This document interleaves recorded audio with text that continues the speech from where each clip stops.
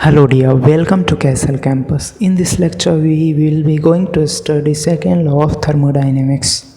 तो चलिए स्टार्ट करते हैं। तो इस लॉ को हम क्या कहते हैं? Qualitative law.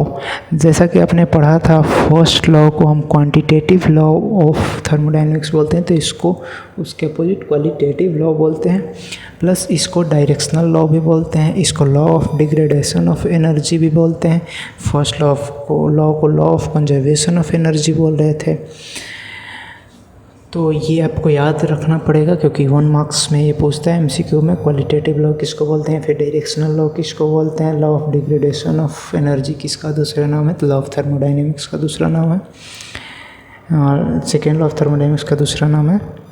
और जो हीट होता है low grade form of energy होता है, वो high grade form of energy होता है। ये मैं बता चुका हूँ पहले भी, इसमें भी पढ़ेंगे अभी आगे।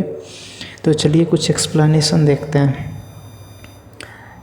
As we know that first law of thermodynamics simply says that total energy is conserved and it does not provide any information regarding the direction of energy conversion। मतलब कोई भी डायरेक्शन नहीं बताता है किस डायरेक्शन में होगा, हाई एनर्जी से लो एनर्जी की तरफ के, लो एनर्जी से हाई एनर्जी की तरफ किस डायरेक्शन में होगा। लेकिन सेकेंड लॉ प्रोवाइड करता है, it is the second law of thermodynamics which provides the feasibility और the spontaneity of the process through concept of entropy. Entropy एक कंसेप्ट की हेल्प से ये फिजिबिलिटी और स्पॉन्टेनिटी मतलब कितना फास्ट प्रोसेस ये बताता है। Therefore it is the second law of thermodynamics which is applied first in the numericals to find out the direction of the possible energy conversion. मतलब सबसे पहले न्यूमेरिकल्स में सेकेंड लॉ लगाते हैं so that we can get the direction of energy conversion किस डायरेक्शन में हो रहा है, and then we are applying first law of thermodynamics to find out the exact solution. अब कुछ नोट में देख लेंगे जो कि ऊपर देखा था, heat is a low grade energy and work is high grade energy. क्यों? Because complete conversion of heat into work is not possible but complete conversion of work into heat is possible. मतलब heat को जब work में convert करेंगे कुछ ना कुछ losses होगा। अब आपको जैसा कि पता है कि सेकेंड लॉ जो है केल्विन प्लैंक्स और क्लॉसियस दोनों के स्टेटमेंट से मिलके बना हुआ है, तो वो भी देखेंगे आगे कि केल्विन प्लैंक्स और क्लॉसियस के स्टेटमेंट क्या क्या हैं। लेकिन उसके पहले कुछ कंसेप्ट देख लेते हैं सिंक और सोर्स का। जैसे कि हमारे पास कोई थर्मल रिजर्वॉयर है, थर्मल एनर्जी रिजर्वॉयर, उसमें सोर्स और सिंक हो, किसको बोलेंगे? तो थर्मल एनर्जी रिजर्वॉयर का पहले डेफिनेशन देखेंगे, it is reservoir of infinite heat capacity. मतलब इनफाइनाइट हीट कैपेसिटी का मतलब है कि कितना भी हीट डालो उसका टेम्परेचर जो अगर T1 है तो T1 पे ही रहेगा, T2 है तो T2 पे ही रहेगा, टेम्परेचर उसका हाई लो नहीं होगा, इसीलिए इनफाइनाइट हीट कैपेसिटी का बोल रहे हैं। सोर्स किसको बोल देंगे? Supplier of heat without affecting its temperature, इसको सोर्स बोलेंगे। और sink absorber of heat without change in temperature, मतलब उसका टेम्परेचर चेंज नहीं होगा हीट एब्जॉर्ब करने के बाद भी और हीट सप्लाई करने के बाद भी सोर्स का टेम्परेचर चेंज नहीं होगा। जैसे कि आपको यहाँ पे दे रखा है कि कोई सोर्स है एट हायर टेम्परेचर, सिंक है एट लोअर टेम्परेचर, बीच में कोई डिवाइस लगा हुआ है जो कि वर्क प्रोड्यूस कर रहा है W नेट। तो यहाँ से QS जो हो रहा है, कुछ हीट सप्लाई हो रहा है एट हायर टेम्परेचर से और कुछ वर्क प्रोड्यूस करके लोअर टेम्परेचर पे कोई QR जो है हीट रिजेक्ट हो जा रहा है टुवर्ड्स द सिंक। अब जो है केल्विन प्लैंक्स का स्टेटमेंट देखेंगे। केल्विन प्लैंक्स का स्टेटमेंट है, it is impossible to construct a device which operates in a cycle produces work continuously without interacting with while interacting with a single thermal reservoir. मतलब एक single thermal reservoir से interact करते हुए कोई भी device continuously work produce करे, ये possible नहीं है। या तो ये जो डिवाइस है सिर्फ इससे इंटरेक्ट करते हुए डायरेक्टली वर्क प्रोड्यूस करे, ये वाला ना हो, या फिर इससे इंटरेक्ट करते हुए डायरेक्टली वर्क प्रोड्यूस करे, ये वाला रिजर्वॉयर ना हो, ये पॉसिबल नहीं है। तो पॉसिबल नहीं है तो क्या करेंगे? इसके लिए हम दो रिजर्वॉयर का यूज़ करेंगे, सोर्स और सिंक दोनों का। तो इससे हमें क्या पता चलता है, जब यूज़ करेंगे तो क्या आएगा, हीट इंजन हमें मिल जाएगा। ठीक है, तो यही यहाँ पे बता रखा है कि Kelvin Planck's provides a concept of work producing device like heat engine. Okay, तो यहाँ पे अगर इस डिवाइस के जगह पे हम हीट इंजन का यूज करेंगे तो देख लेते हैं कि क्या हमारे पास उसकी एफिशिएंसी की फॉर्मूला आएगी।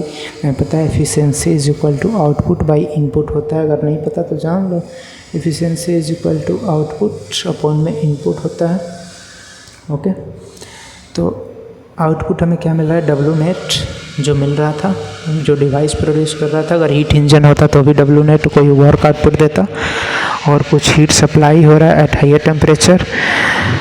ठीक है, तो डब्ल्यू नेट जो है वो क्या होगा, supplied heat minus rejected heat, यही तो डब्ल्यू नेट होगा जो वर्क प्रोड्यूस होगा वो।